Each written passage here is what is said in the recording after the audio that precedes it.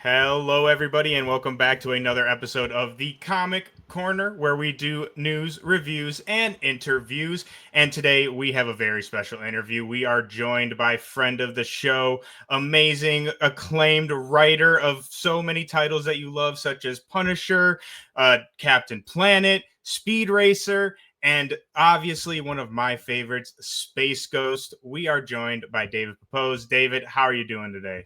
I am doing great. Thank you so much for having me, buddy. Excited to catch up with you and excited to talk all things comics with you today. Yes, I cannot be more excited. Obviously, I'm always excited to just chat it up with you, but I'm also excited for another reason because I last time we talked, it was maybe a month or so ago.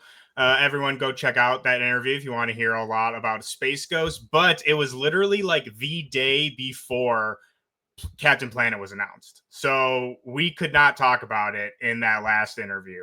So I am super excited. It is announced. It is about to be out to the world tomorrow. So I am so excited to talk about Captain Planet. But before we get into that, I do have a kind of wrap up question from our last interview. So last time we talked a lot about Love and Chrome. That was the newest thing coming out. That is now since ended. We talked a lot, or is it? Is it over? No, Or there's one issue left coming one out issue in, left. I think, 2 or 3 weeks. Okay, so I got my research wrong, people. So make sure you keep an eye out for that. But as we approach the end of Cable Love and Chrome, I got to Yeah. ask you. We talked about a lot how you really wanted to focus on the romance angle of it, about the kind of tragedy that Cable kind of deals with, especially with the techno organic virus. So now that we're reaching the end, I just want to ask, do you feel like you were able to say everything you wanted to say in this book, or are you hoping that maybe hoping to revisit Cable in the future? Yeah, I mean, I think you always look back, especially when it's a limited series. You always look back on like, okay, like what else could I have said here, and what more could I have done with the character? And I think there's a lot of fun things with Cable that just limited for page space that we couldn't quite delve into as much.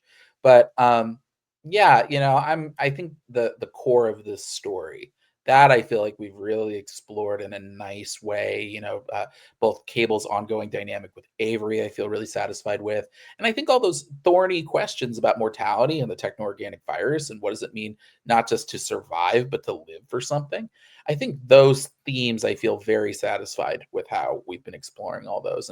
And to be able to thread all that through with the interesting timey-wimey, time jumping elements of it all, particularly as you might have seen in issue 4, which is sort of our time loop issue. That I'm really pleased with how that came together. And Mike Henderson did such an amazing job drawing it. I'm excited for people to kind of see the fallout of our big conclusion, issue 5, which is coming out, I believe, on May 28th. So yeah, it's there's a lot of fun to be had still coming up as Cable has his final head to head with Cicada. Um, but yeah, he's a fun character, and I think there's a lot that could be done with him, particularly in an ongoing fashion. I think the time travel element's interesting. I think the his arsenal of weapons is interesting. I think his the futuristic technology I think is interesting. I think you could do a really cool like Rick and Morty sort of thing with all that. So yeah, I never say never. I would certainly take another bite at the apple. But yeah, if this is what I've got, I love this story, and I feel this was a really interesting and unique challenge. But I'm really proud of how the final product has come together. Yeah, I mean, I personally really love it for those reasons that you're speaking on. Again, focusing more so on the emotional aspects. Yeah. And I will admit to, I'm not a Cable expert. I'm sure you obviously are at this point, and I'm sure a lot of other people can point me to some really great storylines and runs. But to me, it feels from what I've my experience with Cable, it's like he's always kind of like the badass time travel. Like if we're doing time travel, you throw him in there to do, we need a time travel character to do X, Y, or Z. But what I really connected with was like diving deeper into this dude, like not just the guns and the pouches and all that. And I really feel like not only is that the strength of the book, but something that I would like to see transfer over into future cable stories, whether it's a proposed title or not, which I Yeah. hope it would be. I mean, I saw somebody mention the other day, talking about Dwayne Zwazinski's run on cable, and how that was, the Escape from Mojoverse podcast, for anyone listening.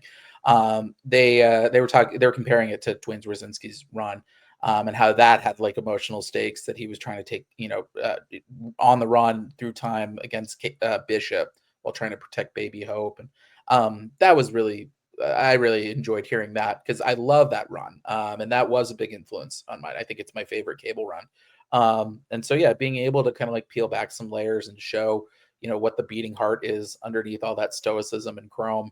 Um, that's been like a really fun exercise. And it really means a lot to see people respond so positively to the story that Mike and I have been telling. And honestly, I feel like that's something that you just do so well in your writing. I mean, we can see examples of that in Space Ghost with Jan and Jace. We see examples of that even in just this first issue of Captain Planet. And something else that I think really highlights that theme in your writing, and one of the strengths is I just was writing about this the other day, so it's very fresh in my head, and I just want to bring everyone's attention to it because I love it. Is your Judgment Day issue on the Fantastic Four, Well, centering thank on you. Sue Storm?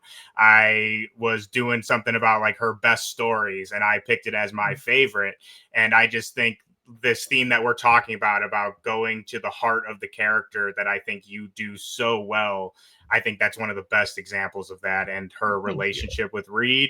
So I mean that's just kind of a fan thing I wanted to bring up and bring everyone listening and That's watching so this to kind. attention. Go check that out. I think it's Fantastic Four number 24, if I'm not mistaken, but it's It was Judgment Day. 47 and 48, 47. from Okay. 47, 48. And yeah, I had so much fun on that one. I did not know that I would enjoy writing Fantastic Four as much as I did, but Mhm. that two-parter, it was really a love letter to my wife. I'm definitely the Reed and she's definitely the Sue in our dynamic. And so, yeah, and Juan Cabal did such an amazing, amazing job on the artwork with that. I'd work with that guy again in a heartbeat. So yeah, I'm thank you for the kind words on it, and yeah, just a fun book to be able to dip my toes in, and a real honor to sort of be the bridge between Dan Slott's run and Ryan Norris. Mm. Yeah, I mean, it's so good. People, go read that issue, especially with Fantastic Four coming out like soon. If you want a really good Susan Storm centered thing, I cannot recommend it enough. But we've talked about that before. Again, me and David have fortunately been able to talk a couple times, so I know we have talked about that in another interview. Y'all can go check that out. But let's get into some of this new stuff you got coming, because it is, I mean, you are just on fire recently. We got three titles that are just absolutely brand new on top of all the other great titles you're doing. Again, I want to highlight Space Ghost. We're not going to talk about it much this podcast just because we really went in depth last time. So again, you can go check that out. But I want to talk about first Speed Racer. So we Sure. just had Free Comic Book Day. Just was a couple days, or yesterday, a couple days ago. I don't know what time is, but we had issue 0 come out, which is kind of our introduction into the world. And Sure. first of all, I loved it. I thought it was awesome. We actually talked about it on last week's Comic Corner for our reviews. So if you all want to hear our full thoughts, go check that out. But I want to ask you, because obviously this relates to your other titles as well, Captain Planet, etc. Yeah.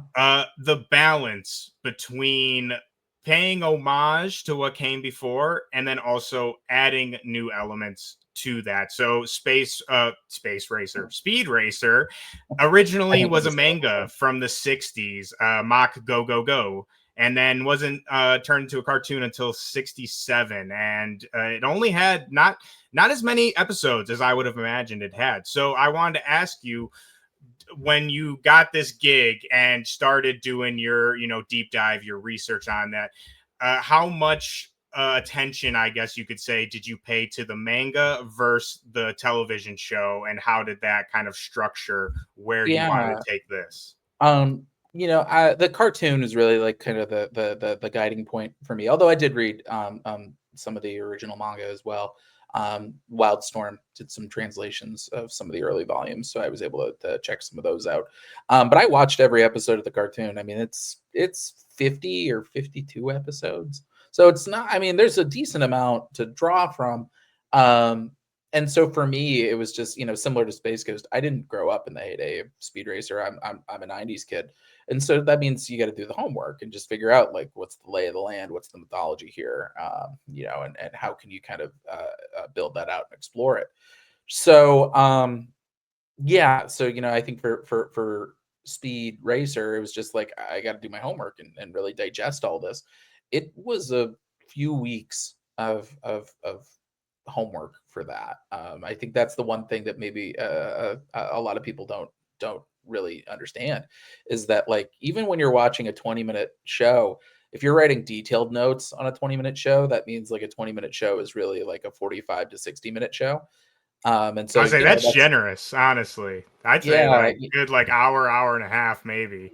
yeah, it's a lot of pausing, it's a lot of rewinding, it's a lot of, especially for Speed Racer, that cartoon, and I don't know if this was an effective localization or what, but there are a lot of characters that go in to that show that aren't named, or they aren't named in first appearance. Maybe they get a name like at the tail end of the of the episode. So Like this that I think person's is not important. yeah, well, and the thing is that like you want as many of those characters as possible because you're going to wind up using all of them. Like just you need background characters, you need like characters to do X, Y, and Z. It's always my preference to draw from the original. So yeah, I think it's about just kind of like mainlining everything and then figuring out like okay, like what seems important in terms of the narrative and what kind of like strikes my fancy as like a writer, and how can I is there a character that has some potential that I think there's a way that I can kind of like modernize it or add like a fun little twist and do some of these characters like in watching them in individual episodes, like can they fit together knowing that I get to remix kind of the storytelling a little bit. And so yeah, I think that's been like a really fun way of putting this series together. Is that similar to Space Ghost, it's brand new continuity. We're doing a lot of done in ones and done in twos. To I think we have 15 issues planned in addition to your issue 0, and there's a chance we might extend. But I know what like the ending of the book is, and beyond. I think like our final 3-parter, every other story is either a done in 1 or a done in 2. I think that's like a good way of like just maximizing reader engagement and emotional investment and also just like making it easy to kind of come in and come out. So yeah, it's been a fun book and a very different one than I'm used to. I was telling somebody about this the other day. Um, I love writing superheroes. It's such a blast, and I do think that's like my preferred mode. But when you write characters with superpowers and you're writing the mythology and you're writing these world-shaking stakes, sometimes like you kind of start to forget what it's like to write a normal person. Like I could imagine. all that stuff can be a crutch. And so that's what I love about Speed Racer is it's kind of, reconditioning me after many years of doing, kind of elevated stories. Even Devil that Wears My Face, which is probably like the least elevated thing that I've done. Like there's still like demons and things like that.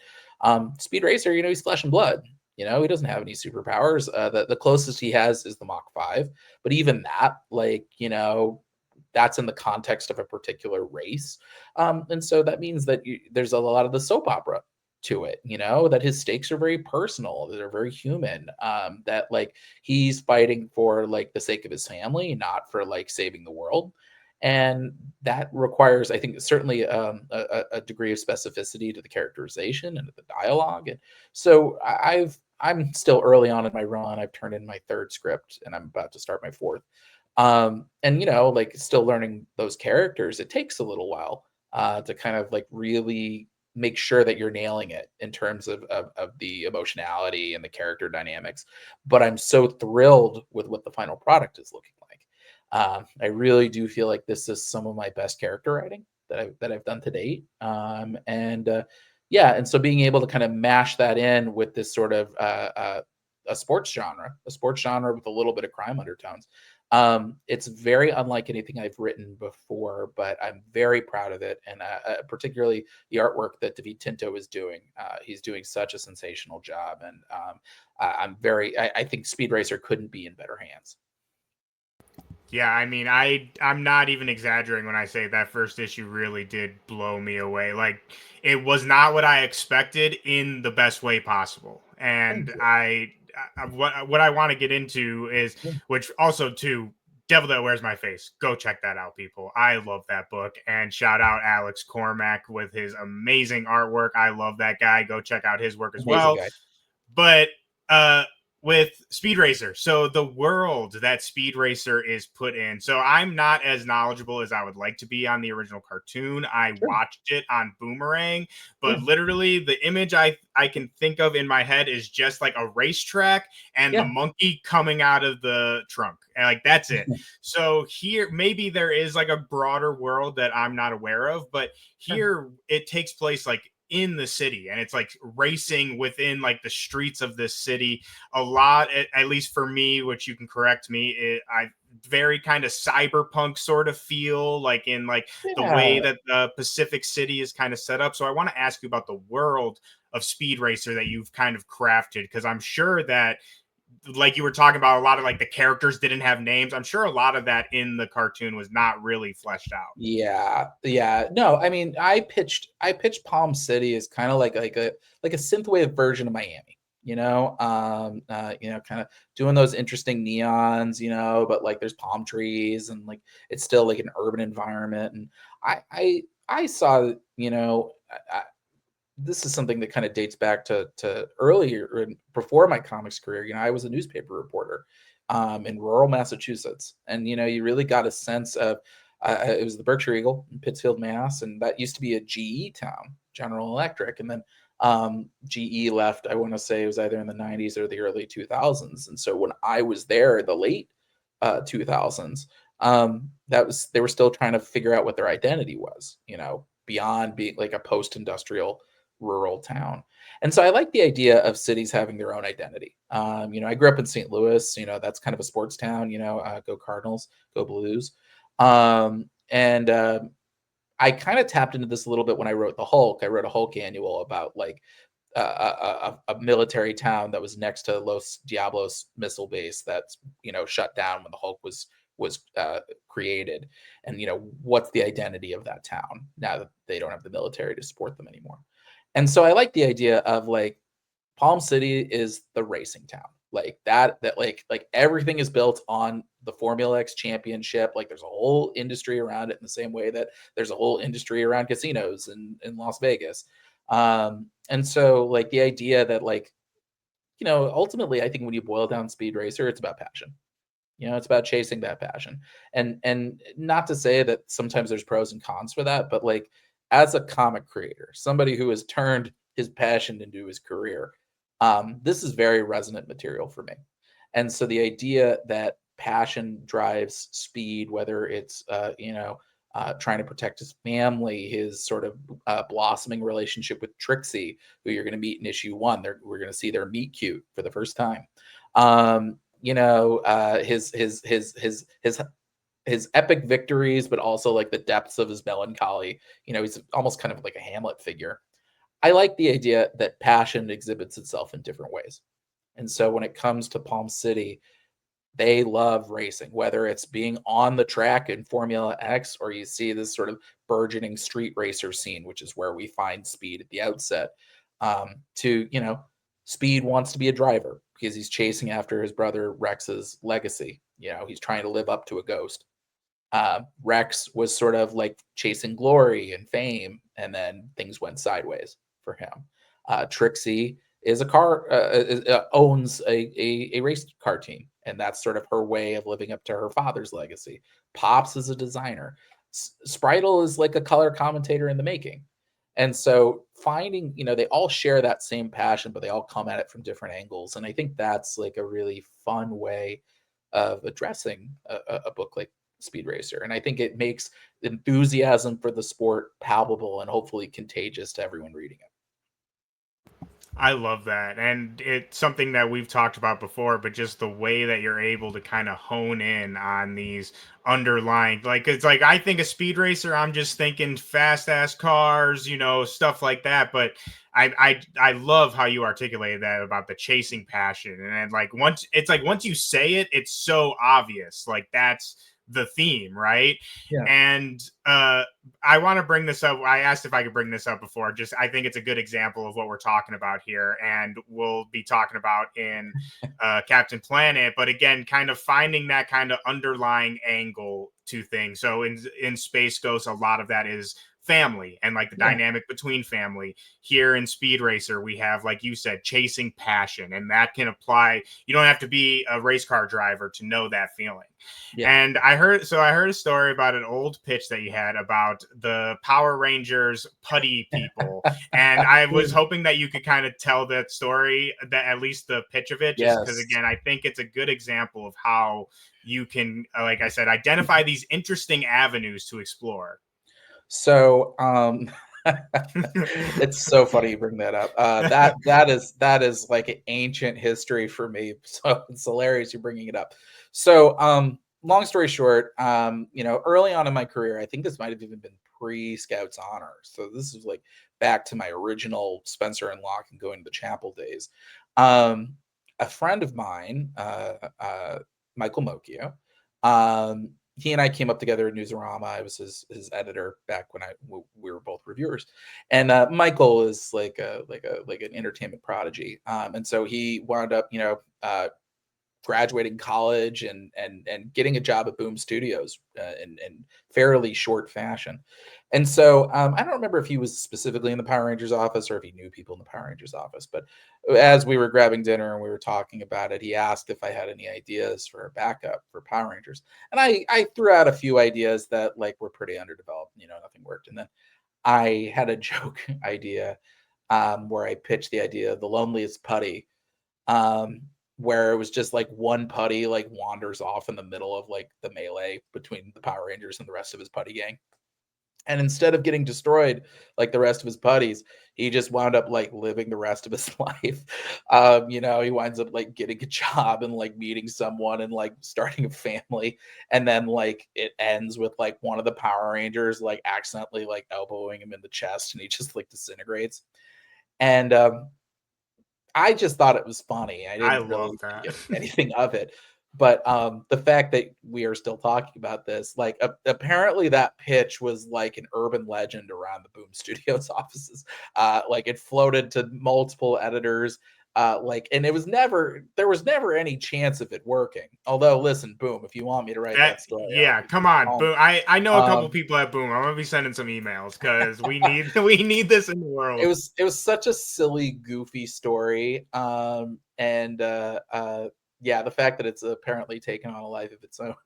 I don't know. I think it still makes me laugh. So never say never. But I think it's a good lesson that I was telling a lot of people at Free Comic Book Day this weekend when they were asking about writing is that like sometimes sometimes you just gotta follow a silly, dumb idea, like just because it'll make you laugh.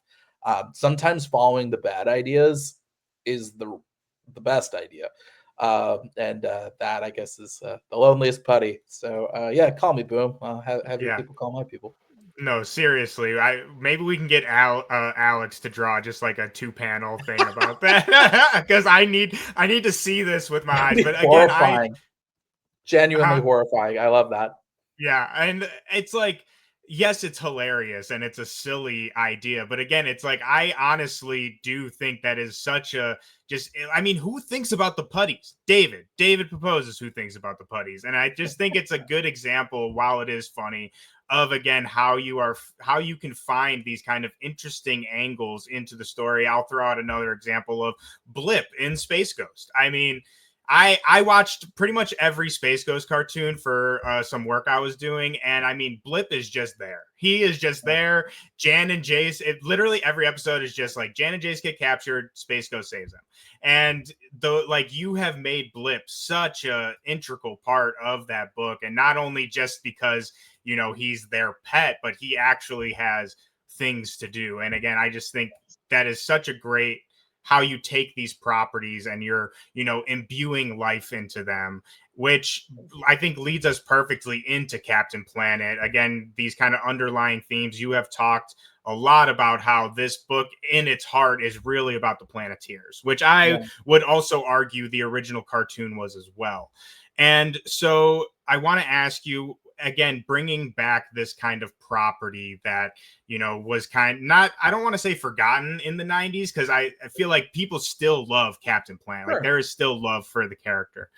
But a major part of that series, I forget the exact actual term, but like educate tune or Edutainment. Yeah, yeah, edutainment, right? And so the major kind of driving force to even creating this was to comment on real world environmental issues and make people aware in sort of a palpable way of what is happening. sure. So obviously, I would assume that those same themes are going to be present here in this book. But I want to ask, is there any of these kind of issues that you particularly wanted to kind of hit on? Especially, I mean, I think a big one is obvious is AI technology, some of these things that threaten us today, or are you more Well, so I focused think on the kids? Sorry. Well, I think the overarching theme is that, like you see it, it really is kind of like a metaphor for like for coal or for nuclear power. It's really it's about sort of billionaires, saying like, well, we can just drill deep. We can, we can exploit natural resources, even though exploiting them is going to like absolutely harm us in the long run. And you'll see kind of how that unfolds through the course of the series. But that really is like the heart of the whole book is that like there are some resources that are not meant to be tapped by human beings, that are not meant to be exploited by human beings. And I think that's like really kind of like the crux, to me, of what feels most relevant about Captain Planet to me. It's you can dig into the granular stuff, and I think that was very important, especially when you had a longer runway like the original cartoon. The original cartoon, every episode ended with a PSA, so you could talk about like cutting the plastic for around your soda, so animals don't get trapped, or the virtues of recycling, all of which is very important. Our story is we have a shorter runway, and on top of that, unlike Space Ghost and Speed Racer, which are done in ones and done in twos, you can't really do that with Captain Planet, particularly when you're kind of doing this origin story. You need to do kind of like a big, larger than life epic blockbuster. And so those bigger themes are things that we kind of explore throughout, particularly like Lucian Plunder, our big Elon Musk style billionaire villain. But you'll see like I really wanted to make it a point to talk about pollution and environmental change, climate change, environmental disaster. Like those are all things that like play a big part in the series from the jump. And you'll be seeing things like that throughout, like how does a forest fire affect people on the ground? You'll see little spoiler, like when we introduce Duke Nukem, it's he's literally like sabotaged an oil platform. And so like we're really trying to make sure that like we're punctuating this series with environmental discussion. I don't want to forget like what this whole thing is about. But I think for me, Captain Planet is about, I saw somebody with I would say a fairly bad faith read on Captain Planet of this idea. They were claiming that Captain Planet was meant to push the blame off corporations and onto individuals, particularly impressionable young children. And I disagree with that characterization quite a bit. I think Ted Turner and Barbara Pyle and Nick Boxer, and the rest of the Captain Planet crew, their goal was not to say this is only in your hands as a child. That if you cut, your the plastic around your soda, you're going to save the world. I think it was trying to make children more broadly conscious about the environmental conversation from a variety of different angles, knowing that if we want to protect our world, it's going to be a generational shift. and that we all need to sort of do our part, because eventually we are going to be the people who are running the government and running these corporations. And maybe somebody who's watched Captain Planet might take a moment to think about, like, hey, what's the overall impact, and is our world, all the problems that we have in our world aren't going to mean much if we don't have a world to live on. And so, I think that's kind of what I'm trying to contribute to for Captain Planet, is really kind of, not only sort of drawing in our diverse international cast and trying to sort of, teach empathy in a way, and show that we're not so different, whether we come from different parts of the world or different walks of life, and that we're always stronger together than we are apart. Um, but also just like, yeah, the environmental conversation is multifaceted. There's a lot of different sort of angles you can take, but I think as long as you're focusing on the people on the ground and what the impact is for people, on people like you and me, that's what I think makes a what can be a somewhat dry political conversation. I think it makes it a little bit more immediate and a little more pressing, and a little bit more personal. I a million percent agree. And while I can see like the angle that that person is kind of looking at Yeah. it as. I can totally see where they're coming from with that, but I agree with you, and I would argue, like I said, that's kind of, I mean, with Loot and Plunder, Sly Sludge, Hoggish Greedly, like, yes, the message is the power is with us, and like by coming together we have the power, but that's like what they're fighting are the rich people, the billionaires. So I wouldn't say it's like taking the, like you said, the blame off of the corporation at the original cartoon. But I love that that's where the focus of this series is, because that's a lot of stuff that's very important to me personally. Yeah. And I think that that's really the strength of the original Captain Planet series, is not being afraid to discuss these kind of things. And like you said, how it's not just the one problem, how these problems all relate to each other. And I think that's a perfect segue into our main villain, Loot and Plunder. I think you changed the name here to be more of like an actual name instead of Looting Yeah. Plunder. Well, so Lucian Plunder, Lucian, yeah, he, Lucian. we'll see it in issue two, but like, that people still call him that, like that's sort of like the pejorative name for him is Lucian Plunder. But yeah, it's weird to see, like, I almost called him Elan Plunder, Lucian Plunder, seeing that kind of figure showing up in the news like every other day, like Mhm. it's a little weird. But yeah, I think, he comes from good comic book stock, in that, like, it is sort of like an anti-environmentalist version of like Lex Luthor.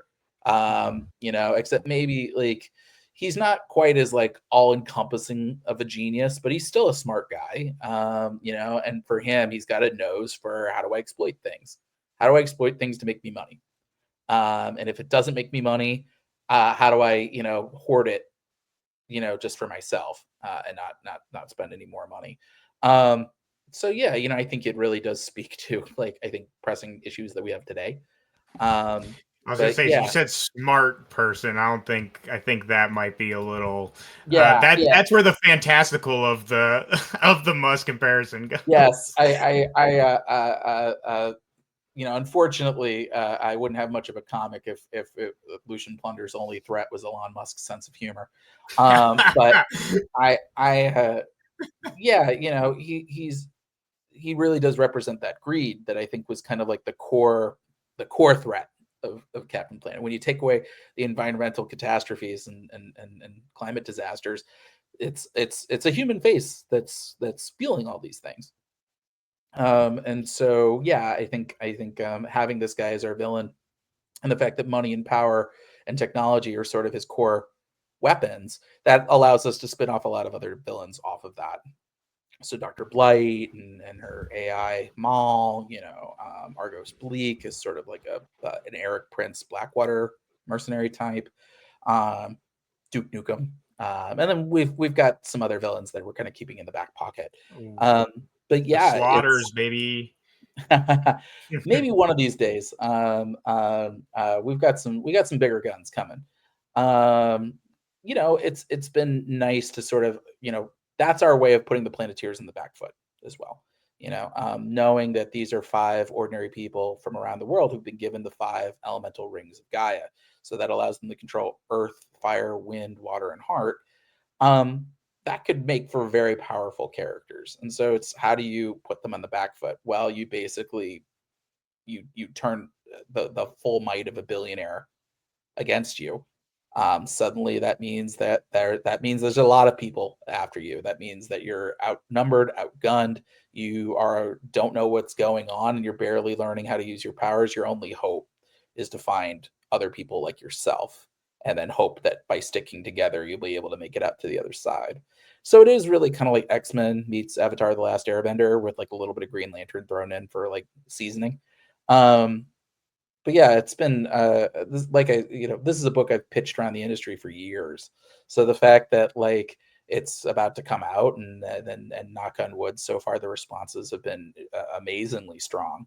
That really means a lot. And having come up with this idea literally a decade ago, it just is another reminder to hold on to your dreams, because you never know when they might come true. I mean, that's such a great message to have for every, whether you're a writer or whatever you're doing.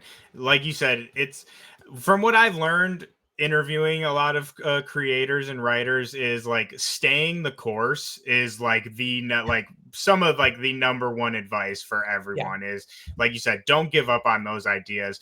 And I want to just highlight too, I really love the angle you're taking this with, again, the Planeteers, and like not even just Lucian Plunder, but all the things that come from just his position itself. And I think that is a very poignant situation that a lot of us find ourselves in right now, and feeling like, well, I'm just one person. Like, what are we going to do against something so powerful and, with so much resource? So I throw out a quick little statistic here. So, why I think this is so important. And like you said, I think it highlights all of the climate issues, is Oxfam and Stockholm Environmental Institute says that the richest 1% of the world are responsible for more carbon emissions than the poorest 66%, and that they estimate that this would be enough to cause 1.3 million deaths in the coming decades. So, for people out there that might not realize, again, kind of what we're talking about, it really does all come down, like you said, there's always a face behind the Yeah. destruction. So I love that. And I think it also is a perfect segue into our Planeteers, the people that will be fighting against this seemingly Yeah. insurmountable threat. You've talked again about how this really is a Planeteer book, and they're really the kind of focus of this book. And Yeah. the original Planeteers were based on real people. So we have Linka was based off German Green Party co-founder Petra Kelly. We have Mati, which I really want to talk about. He was based off the Pike leader of the Kapow people, who heavily protested against the destruction of the Amazon rainforest. So with your new kind of versions, you've talked about kind of bringing them into this new decade, this new era. Were you conscious of, like, I guess, did you base any of these characters off of maybe more current political figures, or did you try and stay true to their original inspirations? Well, I was definitely, I was drawing from the cartoon, and I think for me, I draw a lot from pop culture, and so when I talk about a lot of these characters, it's sort of a mashup of pop culture, but also like current historical and cultural moments. So like for example, like if we're talking about Kwame, like I pitched him as like Cyclops meets Sam from Ted Lasso, of like, he's this kind of quiet but like effortlessly charming team leader who, he used to be an up and coming soccer star, and then he suffers a career ending injury, and so now he's a farmer trying to figure out like how, what's his future going to hold, since his dream is gone. um and whereas like Wheeler, for example, we wanted to kind of really position him as the skeptic of the team, the guy who's like not 100% sure like that this actually like is, you know, does this mission mean anything? Like why should it come down to us? Why can't we pass the buck to somebody else?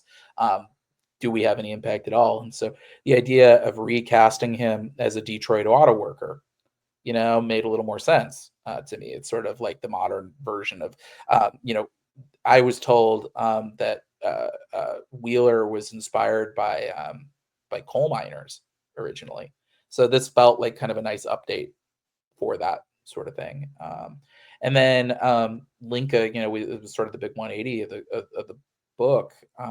In the original cartoon, it was 1990. She was from the Soviet Union. Obviously, things changed quite a bit. She was the conservative Planeteer.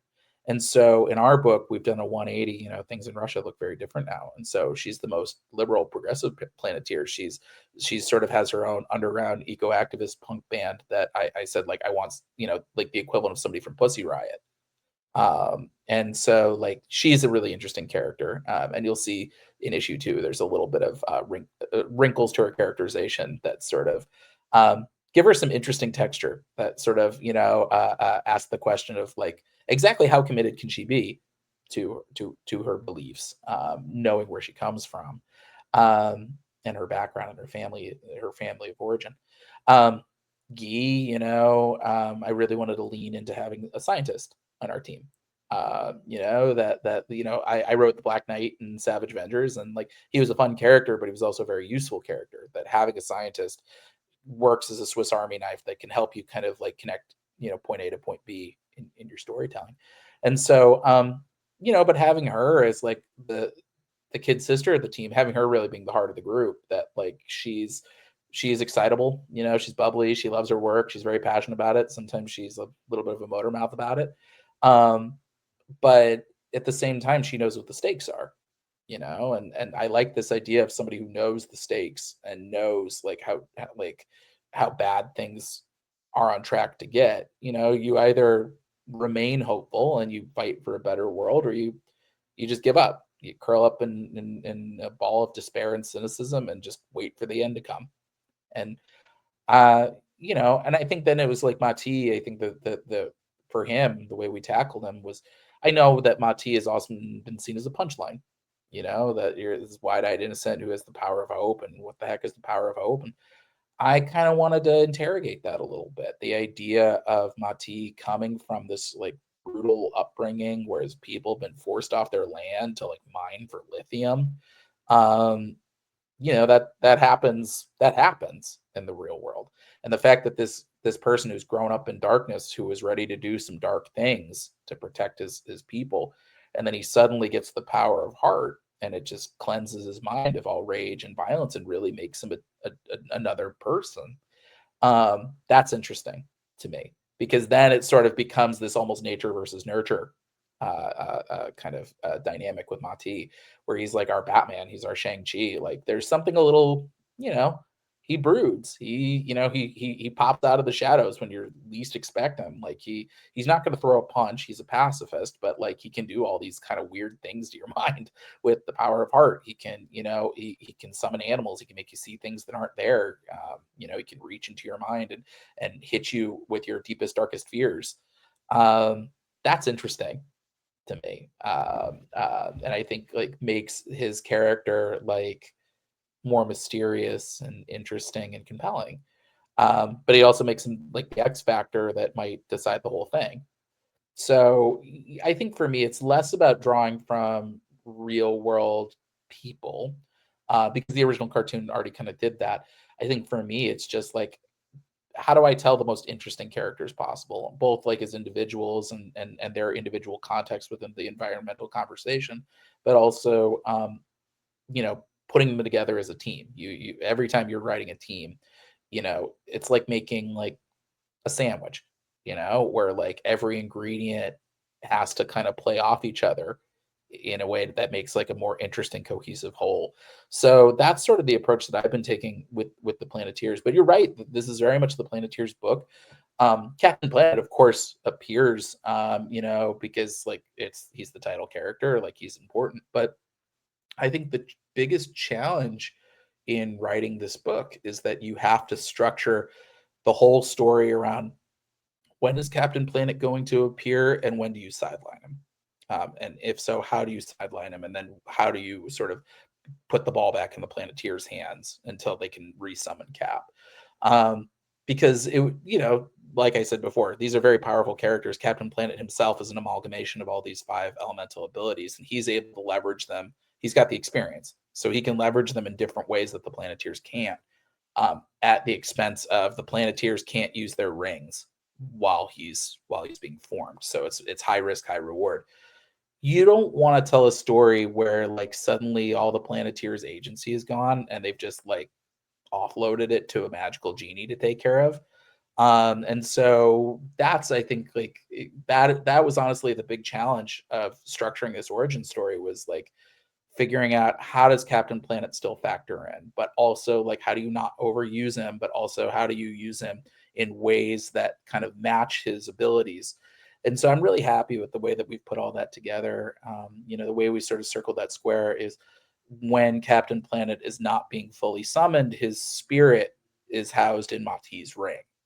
And so that kind of gives them, like, it gives Mati somebody to talk to, but also like, Cap can sort of serve as a little bit of an advisor when needed, but also like, that way we don't have like full issues where like Captain Planet just like doesn't appear. We got a really fun bit, I think in issue 4, where like he and Mati are just like on a rooftop and they're basically discussing like, do we have a chance? And I think that's probably one of my favorite scenes in the whole book, is like, just this idea of Captain Planet beyond all the power, beyond all the mythology dating back, to prehistory.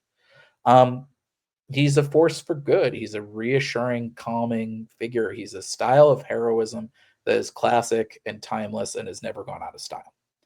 And I know there were a lot of people when we announced the book, in the same way that they felt when we announced Space Ghost, that they were like, "Oh, they're going to do like a dark, gritty Captain Planet." And I'm like, "No, that's not. I have no interest in that. That's not. If I'm going to do a dark, gritty reboot, and I have done dark, gritty reboots, it's got to be for a reason. It's not just like my go-to." And I think Captain Planet, he's like Superman. He's like Captain America. He's somebody who ultimately doesn't want to see anybody die. And so having that spirit, I think, is like the backbone of the whole book.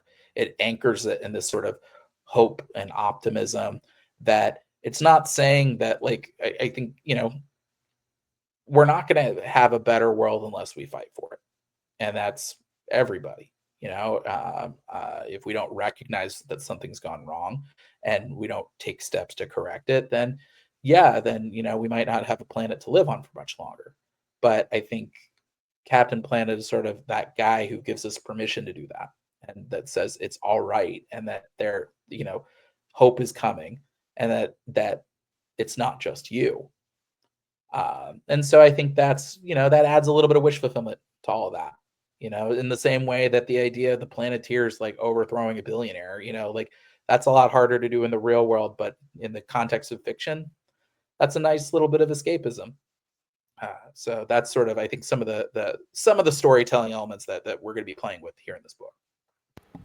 I mean, that's just, to me, that's perfect. I think that perfectly captures, like we're talking about, the original cartoon while also making it more applicable to today. And you've talked about this before, but the whole idea is that the Planeteers like Captain Planet cannot even be a thing if the Planeteers do not come together, and how you've talked about how it's like this symbiotic relationship. There has to be that human element to it. And unfortunately, we're running out of time here, but I have to ask you this very quickly before we get Please. off Captain Planet, which, by the way, at the time we're recording this, Captain Planet comes out tomorrow. So by the time this is out, it will 100% be on the shelves. I cannot urge everyone enough to go pick that up. Me and Damon were lucky enough to get an advanced copy, and we both absolutely loved it. My co-host Damon on this show is a Planeteer as well. He's been so excited for this. But with Captain Planet, you've talked about, he's more of this elemental figure. He's more of this kind, like, again, combination of all these earthly elements. And we've already seen Gaia we've seen her in the preview pages, so I won't go into any more than that. But you have talked about how Gaia is more of a kind of generational thing. Like, this is the Gaia of this time period. Yeah, she's like a And Dalai Lama. Yeah. exactly. So I want to ask, what are some of the more broader aspects of the kind of Captain Planet lore that you're looking to introduce? Because I know we also do not have a Hope Yeah. Island either. So Well, I'm sure we're going to get into that a little bit. yeah, definitely. We allude to it a tiny bit, even just in the previews. That he says, "I haven't lost a fight since the late Cretaceous," and Yes. he I was going means to say, that. are we going to see that? Yes, um, yes, you will see that, and you'll see in issue 2. You will see Captain Planet through the ages, and you're going to see him pop up in some really interesting spots. Let's Whether it's go. you know, uh, Yes. whether it's him trying to stop the eruption of Pompeii, or him fighting British poachers in Kenya in the early 1900s. It's generational, and so sometimes Cap is summoned because he's needed. Um, but yeah, there's a few other bits of Captain Planet history that I'm going to hold back for now. But you will see them in the opening arc, and you'll see that like he's been there from the beginning. And so I think that also speaks to why he's such a lovely character, is that he's been there from the beginning. He has seen some really horrible stuff out of humanity, and yet he still sees the best in us, and he wants us to thrive, and he doesn't want even the worst of us to die. And I think that is, if that isn't heroism, I don't know what is. Oh, I'm so excited, dude. That sounds so awesome. And I mean, as a fan of the original cartoon, like, it's one of those things, like, as a kid I never thought about it, but now that I'm an adult, it's like I have so many questions of, like, where the hell did this guy come, all that stuff. And so to hear that you're going to be going into that is just so exciting. Again, I can't urge people enough to go pick up Captain Planet. I guarantee that you are going to love it. And before we get out of here, David, Yeah. we have to talk about another book that you have coming. This isn't coming for a good while now. It says, I'm reading here, October 7th. Yes. But we have 10-ton Titan Terrier, which just it Yeah. sounds so much fun. So the solicit for this reads: when an asteroid unleashes a horde of alien monsters known as Biotitans, Earth must turn to a suit of extraterrestrial battle armor to save the day. But there's just one catch, because the only creature on the planet capable of turning it on is an 11-inch tall terrier named Holly. With the Biotitan threat escalating by the second, Holly and her scientist owner Sam will find their unique bond tested as he trains his mischievous mutt to become not just man's best friend, but humanity's only hope. Now, this concept is just amazing on its face. As a dog dad to an absolute rascal of a mutt myself, I'm so excited to see this story. So, what can you tell us about 10-ton Titan Terrier? And is Yeah. Holly Ruby, or is that Yeah. a So happy coincidence? yeah, so Terrier came as a confluence of a lot of different things. In that, first and foremost, I've written The Punisher, I've written Spencer and Locke. I know I've written The Devil Wears My Face. I know that my work is not always family friendly. And that's something that's always kind of broken my heart. Is I go to a convention, and like a small child wants to buy Spencer and Locke because they see the cat guy on the cover, and I have to be like, oh no, that's that, no, you can't read that. And so that's always been like the missing food group for me for a long time. Was like I wanted something that I could sell to kids to hopefully make them fans of comics, and then maybe they can jump in on Speed Racer, or they can jump in on Space Ghost, or Captain Planet, or any some of my Marvel work. Um, but the way that Terror kind of came into being it was actually based on some real life stuff. I wrote this book a long time ago. I wrote it in 2019, pre-COVID, and I've been shopping it for years. It's been a huge passion project of mine because it was based on a real dog. My terrier before Polly was born. was my parents' dog, a little terrier named Holly. And my wife and I wound up coming into possession of Holly a little bit on accident. My parents had an older terrier named Buddy, and Buddy was not in great health, and so my parents asked if we could take Holly in for a month, thinking that Buddy was not going to be with us for much longer. And Buddy, being kind of the stubborn mutt that he was, held on for like a year. And so at that point, Holly realized like, oh, I could be in Missouri with another dog and like some chaotic boomer parents, or I could be in sunny California with this guy and his soon to be wife, and they work at home, and I get to hang out with them all day every day, and they feed me human food. It was a win-win for Holly. She was such a sweet dog, very feisty, very affectionate, very loyal. And I started writing the book when Holly was diagnosed with melanoma. She was diagnosed with melanoma in 2019, and she passed about 2 weeks before the COVID shutdowns. Holly knew exactly when to kind of make her exit. And so as I was taking this poor defenseless dog of my family's to radiation appointments, I felt so powerless, and so that's where this book kind of came from, was sort of my response to that feeling of powerlessness. Was I wasn't sure if I could save my dog, but I did know I could make her immortal.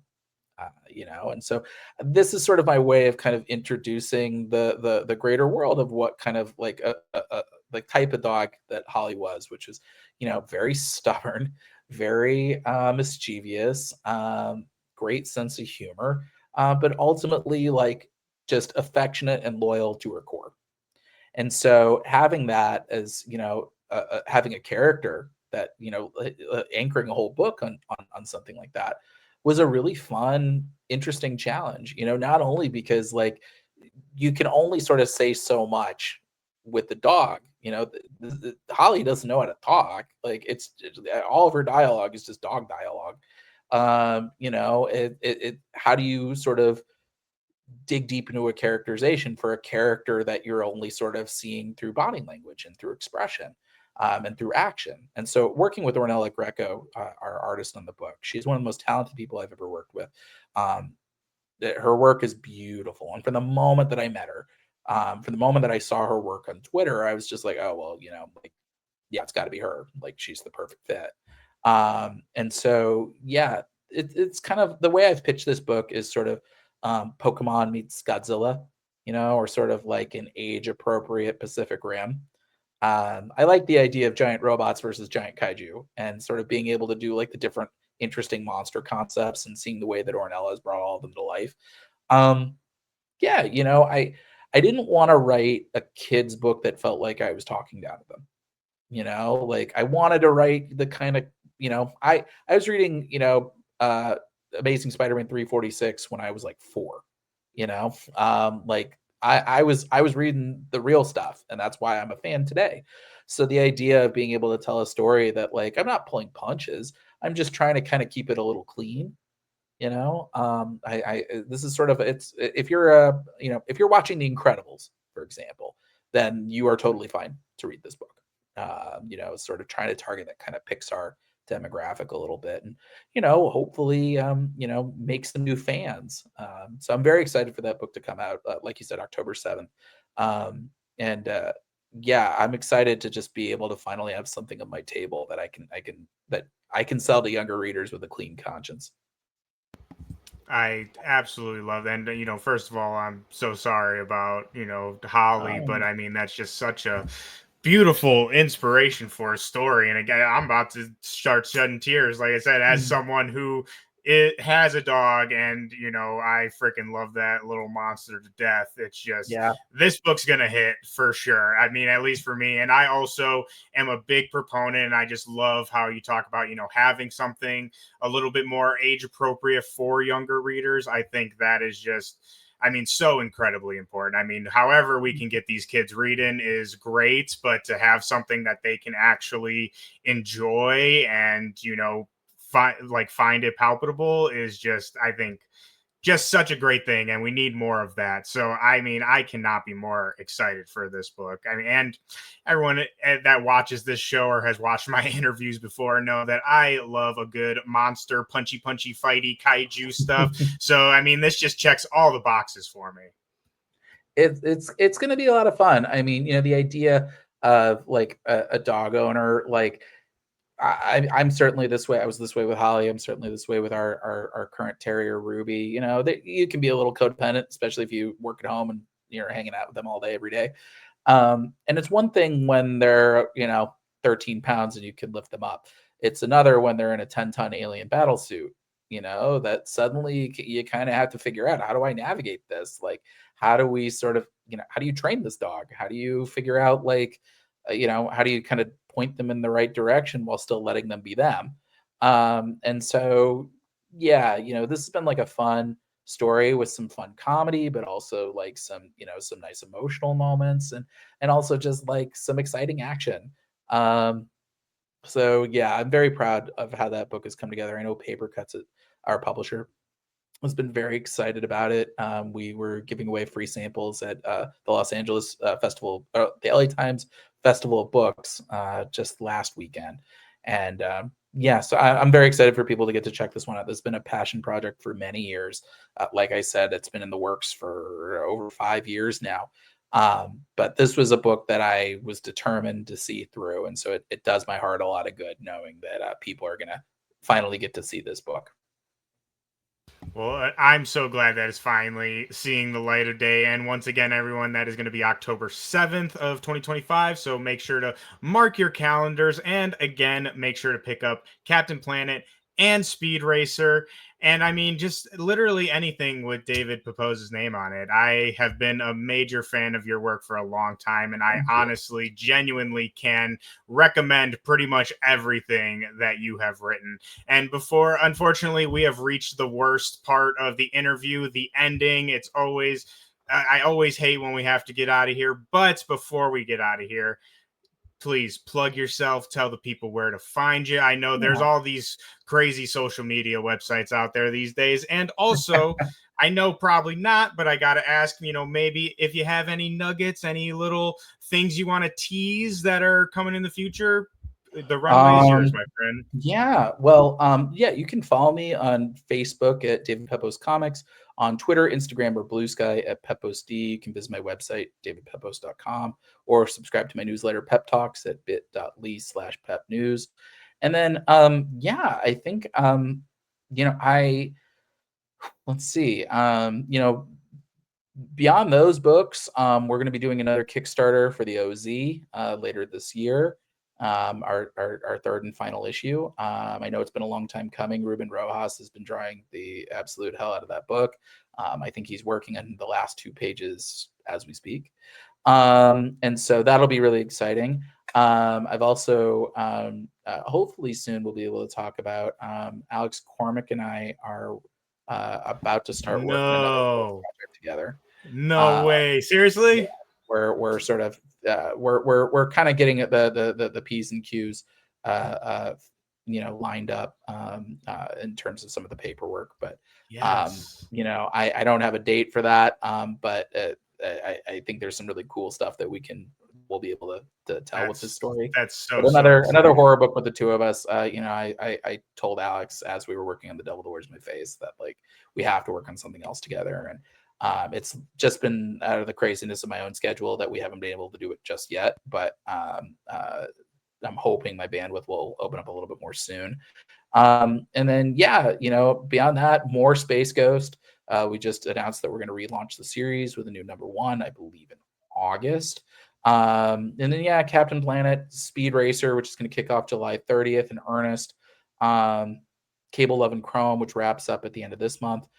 So yeah, it's been a full plate, a very busy year or so. But I'm really excited that people seem to be responding to the work, and yeah, I'm excited to see what else might materialize down the pike.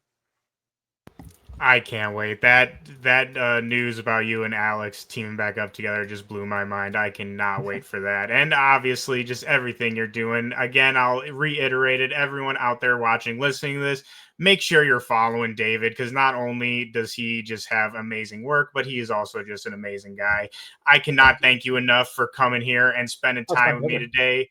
Everyone out there that is watching, listen to this, please sure to give us a like, subscribe, however you can tell the internet that you enjoy this. Also, be sure to catch us every Thursday to hear our reviews for our favorite comics of the week. This week will definitely be centered on Captain Planet. And other than that, we will see you all next time.